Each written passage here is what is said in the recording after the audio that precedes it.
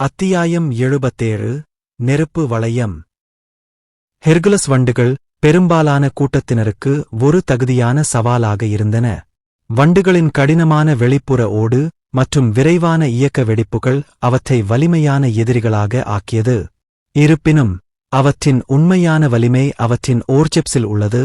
அவை சராசரி மனிதனின் எலும்புகளை நொடிகளில் நசுக்கும் திறன் கொண்டவை.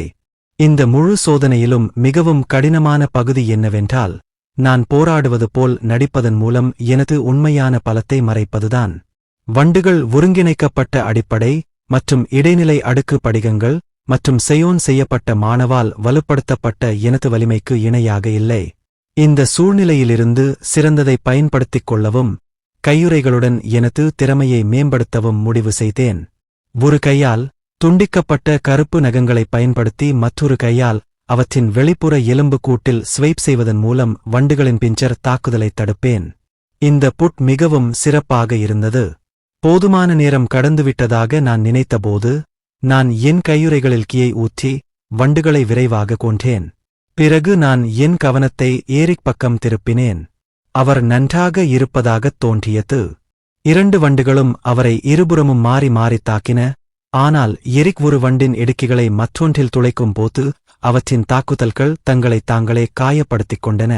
இந்த புத்திசாலித்தனமான தந்திரோபாயத்திற்கு மத்தியிலும் எரிக்கின் கீழ்ச்செலுத்தப்பட்ட வாள் வண்டுகளின் கடினமான வெளிப்புற எலும்புக்கூட்டை துளைக்கும் அளவுக்கு வலுவாக இல்லாததால் அவர் விரக்தியடைந்தார்.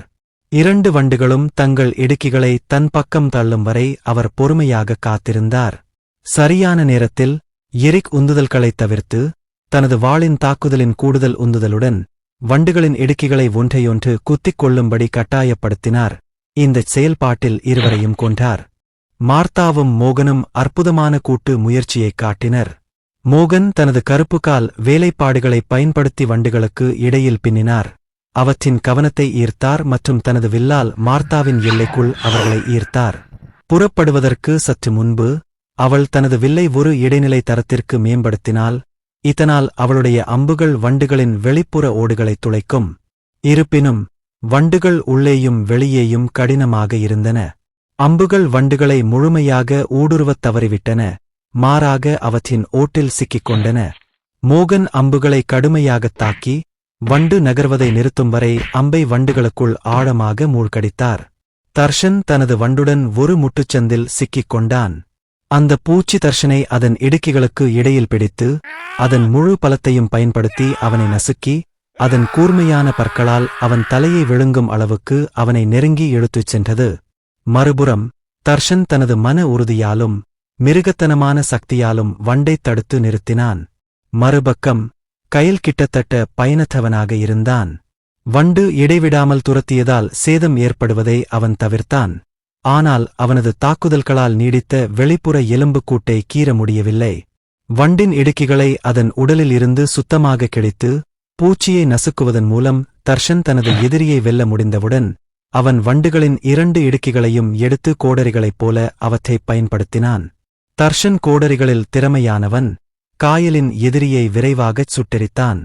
முகேஷ் எதிர்பாராத விதமாக நன்றாகச் செயல்பட்டான். அவன் தன் வண்டை ஈட்டி எறிவதைக் கைவிட்டு, நாங்கள் முதலில் சந்தித்தபோது நாங்கள் அனைவரும் தூக்க முயற்சித்த கனமான குச்சியைப் பயன்படுத்தினான். அவன் அதை ஒரு பேஸ்பால் மட்டையைப் போல வண்டு மீது வீசினான். வண்டின் ஓட்டைத் துளைக்க முடியாவிட்டாலும் அவன் அதைக் கொன்றுவிட முடியும். இறுதியில் வண்டின் வெளிப்புற எலும்புக்கூட்டில் உள்ள விரிசல்களிலிருந்து மஞ்சள் திரவம் வெளியேறத் தொடங்கியது. அது தவிர்க்க முடியாத மரணத்திற்கு ஆளானது. கடைசியாக ஸ்லிவியா இருந்தது. அவள் தன் கேடயத்தை பயன்படுத்தியதால் அவளுடைய பாதுகாப்புகள் குறைபாடற்றவை. அது வண்டுகளின் தாக்குதல்களை பயனற்றதாக்கியது. அவளுடைய தற்காப்புத் திறமையின் குறைபாடு என்னவென்றால் அவளது தாக்குதல் சக்தி இல்லாதது.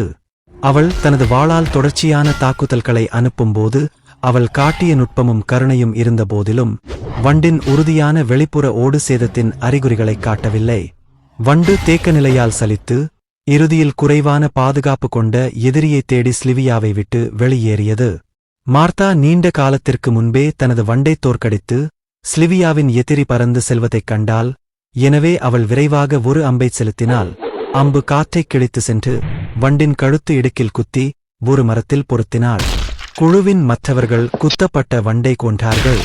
ஸ்லிவியாவின் தாழ்ந்த நடத்தையை மார்த்தா உணர்ந்தாள். மேலும் அது அவர்களின் எதிரியை வெல்ல முடியாத ஒரே நபர்களில் ஸ்லிவியா ஒருவராக இருந்ததால் தான் பலகீனமானவள் என்று உணர்ந்தாள். அவள் ஸ்லிவியாவின் தோளைச் சுற்றி ஒரு கையைச் சுற்றி அவளை ஊக்குவிக்க முயன்றாள். அதைப் பத்தி கவலைப்படாதீங்க. இது உங்களுக்கேத்த மிருகம் இல்ல. அது மட்டுமில்லாம நீங்க இதை வெல்ல முடியாதுன்னு சொல்லல. நீங்க உங்க வாளை இன்னும் மேம்படுத்தணும். நீங்க சொல்றது சரிதான். வாருங்கள், படிகங்களைச் சேகரிப்போம் என்று பெருமூச்சு விட்டாள் ஸ்லிவியா.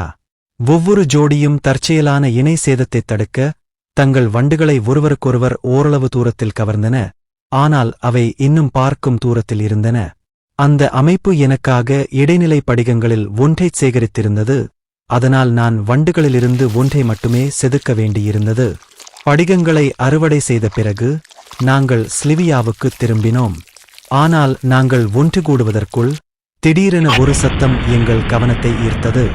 எங்கள் முன்னால் ஒரு மரம் விழுந்து கொண்டிருந்ததால் எரிக்கும் நானும் திரும்பிச் சென்றோம். குழுவின் மற்றவர்களிடமிருந்து நாங்கள் பிரிக்கப்பட்டோம். விழுந்த மரத்தை நாங்கள் தடுத்து நிறுத்துவதற்குள் அது தன்னிச்சையாக எரிந்தது. தீ அருகிலிருந்த விழுந்த மரங்களுக்கும் பரவியது. அது எரிக்கையும் எண்ணெயும் சுற்றி ஒரு முழு வட்டத்தை உருவாக்கியது. ஸ்லிவியா விசில்! மார்த்தா சத்தமிட்டாள். உடைந்து விட்டது. ஸ்லிவியா திகிலுடன் அழுதாள். திரும்பிப் போய் உதவி பெறு, எரிக் உத்தரவிட்டார். ஒரு சிறிய காட்டுத்தீ காரணமாக உதவிக்காக அகாடமிக்கு திரும்புமாறு எரிக் குழுவிற்கு உத்தரவிடவில்லை. அதற்கு பதிலாக உயர்மட்ட மிருக உபகரணங்களுடன் எங்கள் முன் 3 பேர் நின்றனர். அவர்கள் தலை முதல் கால் வரை கவசத்தால் மூடப்பட்டிருந்தனர். ஒவ்வொருவரும் வெவ்வேறு ஆயுதங்களை காட்டினர். ஒருவரின் கையில் ஒரு வாள் இருந்தது. மற்றொருவர் முனையில் ஒரு மழுங்கிய எடையுடன் ஒரு சங்கிலியைச் சுழற்றிக் கொண்டிருந்தார். மூன்றாவது நபர் ஒரு ஜோடி கத்திகளை அணிந்திருந்தார். அவர்கள் அனைவருக்கும் பொதுவான ஒன்று இருந்தது. அவர்களின் முகங்கள் முழுவதுமாக சிவப்பு முகமூடியால் மூடப்பட்டிருந்தன. கண்களுக்கு 2 பிளவுகள் இருந்தன. அவர்கள்தான் தீக்கு காரணமானவர்கள் என்பது தெளிவாகத் தெரிந்தது. மேலும் அவர்கள் எரிக்கையும் எண்ணெயும் குழுவின் மற்றவர்களிடமிருந்து பிரிக்க விரும்பினர். நாங்கள் குழுவிடம் சொல்லத் துணியவில்லை.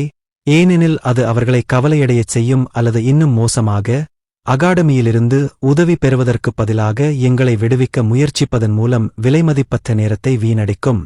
இது இருண்ட குழு என்று நீங்கள் நினைக்கிறீர்களா? ஏரிக் கேட்டார்.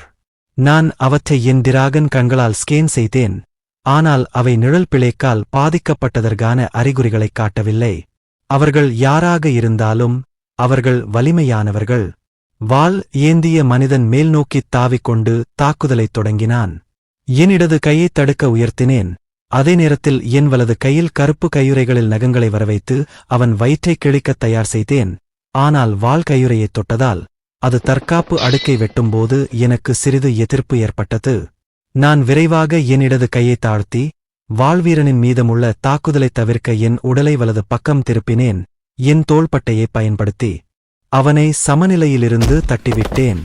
எங்களுக்கிடையில் சிறிது தூரம் வைக்க நான் வாய்ப்பை பயன்படுத்தினேன்.